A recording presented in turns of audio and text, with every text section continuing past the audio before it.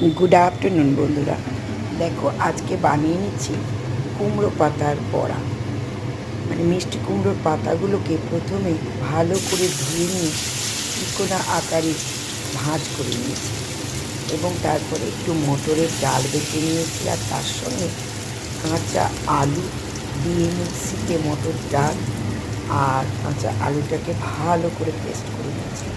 এতে নিয়ে দিয়ে দিচ্ছি নুন, একটু হলুদ, একটু কালো জিরা, আর দিয়ে দিয়েছি সামান্য একটু মিষ্টি দিয়ে ভালো করে ফেটিয়ে নিয়ে এই পাতাগুলো এক একটার করে জল দিলে করে গুলতে হবে। গুলে গুলে ভেজে বেশ পাতাটাতে ডালের পেস্টটা এবং আলু মিক্সিতে পেস্ট করে রেখেছিলাম, সেই পেস্টটাকে ভালো করে মাখিয়ে নিয়ে দেখো এবার গরম তেলে এক এক করে ভেজে নিচ্ছি। এটা ডাল, পাতলা ডাল হবে এবং তার সঙ্গে গরম গরম মিষ্টি কুমড়োর পাতা ভাজা খেতে দারুণ লাগে। তোমরা একবার করে দেখতে পারো, সত্যি অপূর্ব লাগে। তাহলে আজকে এই পর্যন্ত, টাটা বন্ধুরা।